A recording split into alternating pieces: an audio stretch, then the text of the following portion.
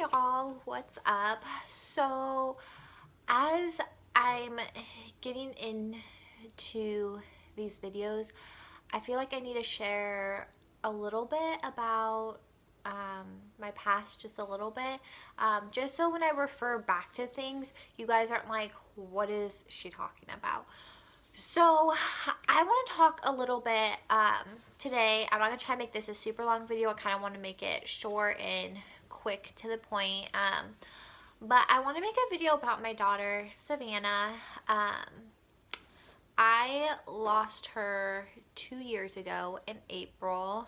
Um, I lost her at 23 weeks, 5 days pregnant.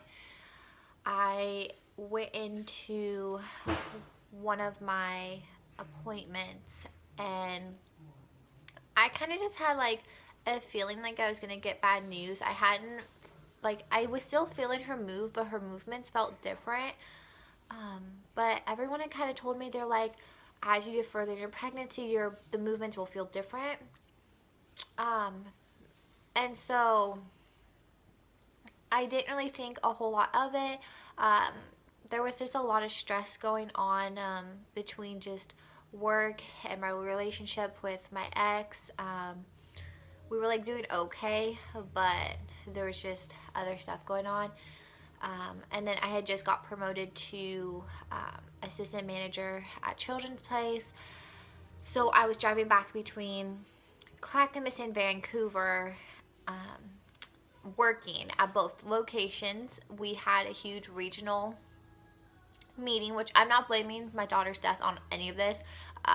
This is just what was going on in my life. We had a huge meeting we were getting ready for. The day that I lost her, or I should say the appointment that I found out, I was actually supposed to be at work and getting stuff done, and I had to go to this appointment. And so I was just like, oh, I'm gonna go do a quick appointment, like hear her heartbeat and go to work, like grab lunch then go to work. And so the first when we first got taken back in the room, like they took my blood pressure, everything was normal with me, nothing off the wall. And then they went to go try to find her heartbeat, and I think she was a midwife. No, maybe she's an OB/GYN. I'm not exactly quite sure what she was, but my ex and I, we ended up having a miscarriage back in February of 2015. Yeah, 2015.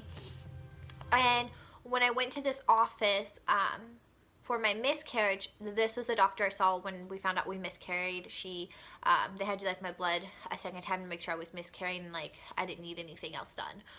So for whatever reason, my doctor I was seeing that day wasn't available. So I saw her and was just like a little nervous because like she was a doctor I saw when I had my miscarriage. So she couldn't find the heartbeat, and she's like, try coughing, try moving.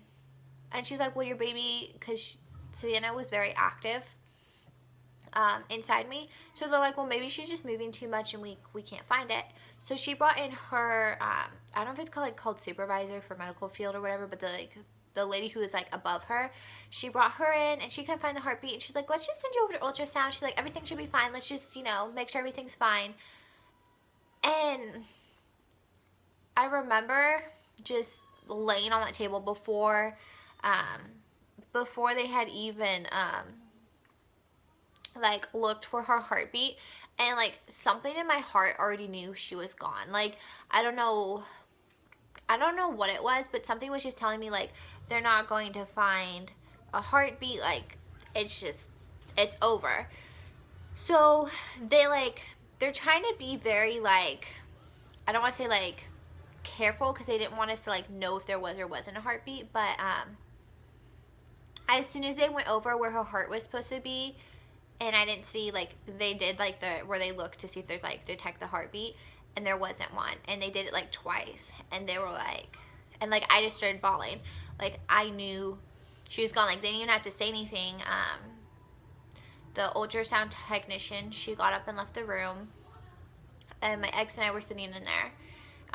And we were both crying, and the midwife came back in and was like, okay, like we need to talk about your next steps.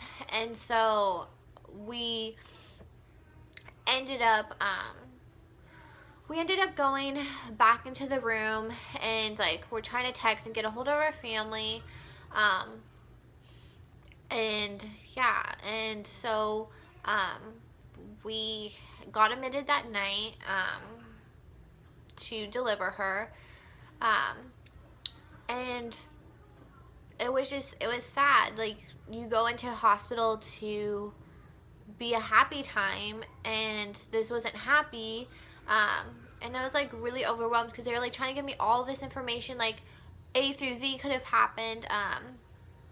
They said that there was some like blood in the fluid sac, and they were like, well, has anybody like hit you, like have you like bumped into anything? And like, as far as I can recall, like I don't remember anything happening. Like, it was like nothing that could have happened, like just nothing. Like I go back in my mind and I'm like, what if I did this different, what if I did that different?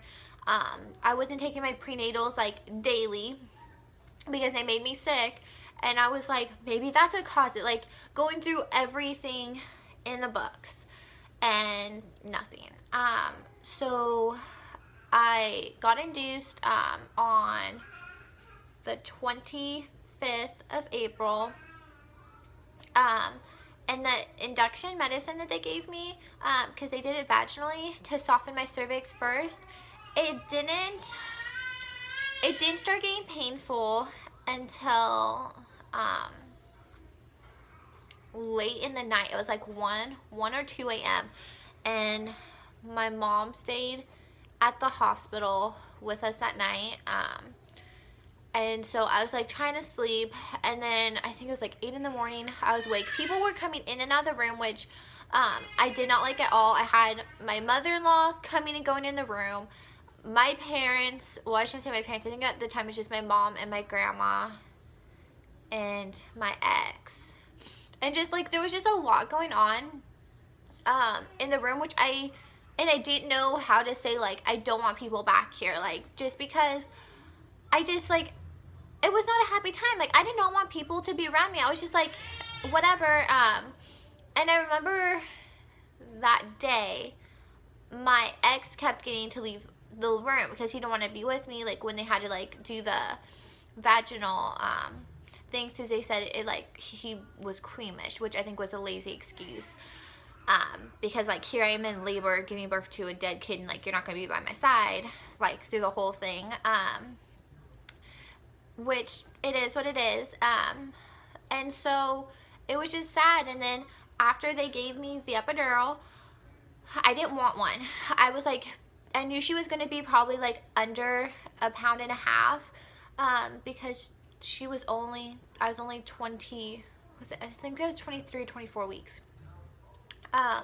She was measuring 20, I think it was 21 or 22 weeks when I had her, and off of the measurements they just saw in the ultrasound, she was measuring like 2 weeks behind, so they think I probably lost her a week or so before I had her, and stuff. It wasn't a happy time.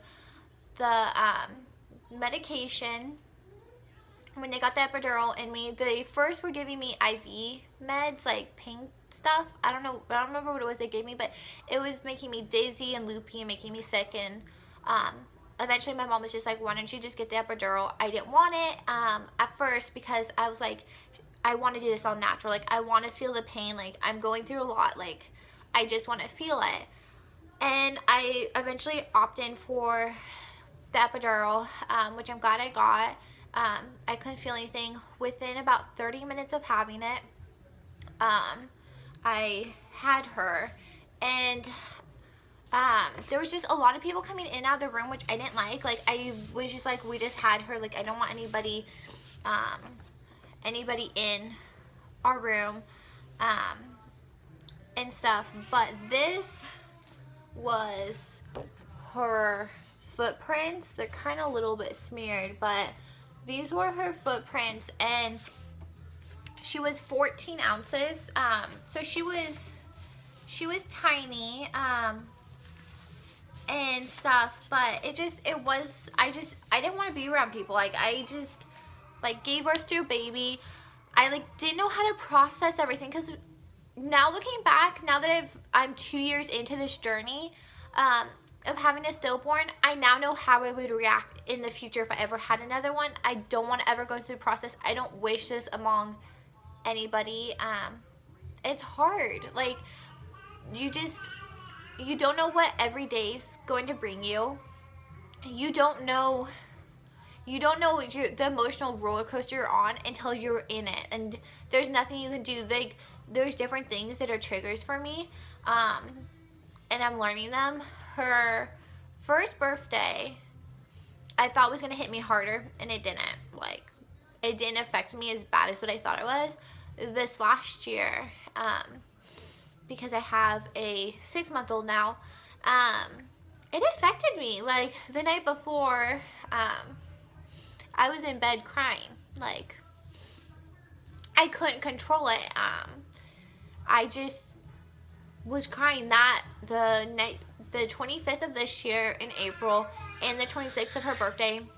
I couldn't stop crying. I just don't know what it was, and I know it's because, like, I knew, like, that's her birthday. Like, you know, I should have a 2-year-old here. I have a niece who is a few months younger than what my daughter would be, and so I get to watch her grow up, which, you know, every baby's a miracle. But I always wonder, what would my life be like if I had a 2-year-old and a 6-month-old, and stuff. And so, yeah, and so we ended up deciding to bury our daughter. We were going back and forth between cremating her and burying her, but I wanted to have a site where I could go, and if I needed to, I could just cry. Like, I could have a place that's a safe place. Just cry my eyes out, whatever. And something that was pretty. And so, this is the sad part. So, we went up to the cemetery to go look at what we were going to do for burial. So, we went up to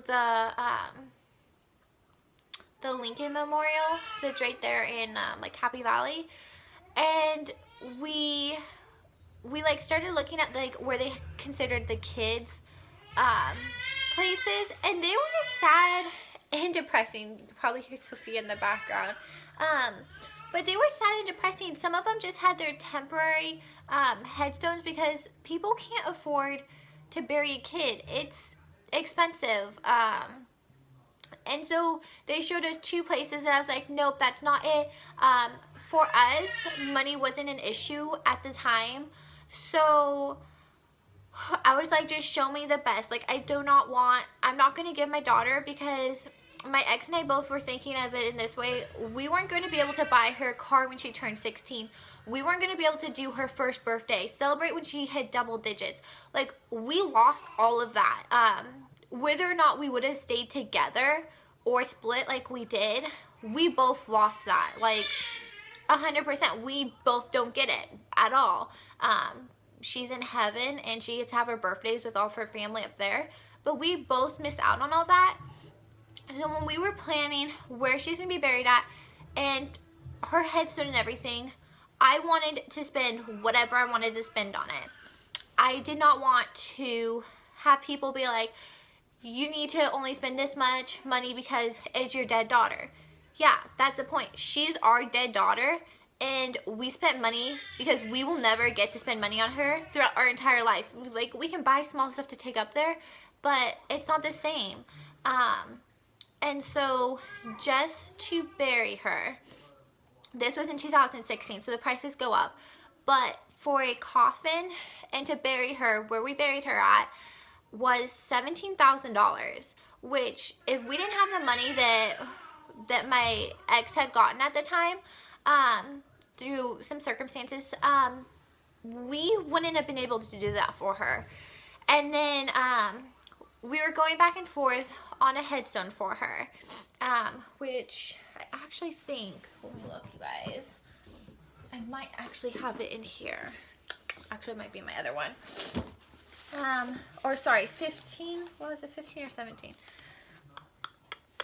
Okay, it was 15,000 because they took a little bit off because we paid. It was like considered cash, but her headstone. Hold on a second, because I am going to show you guys this because I think I got it here. Let me see here.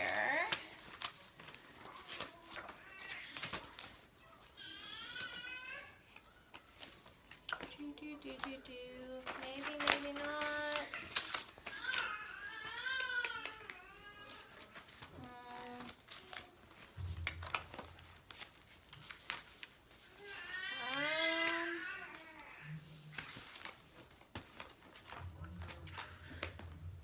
Okay, hold on, you guys. I'm going to come right back.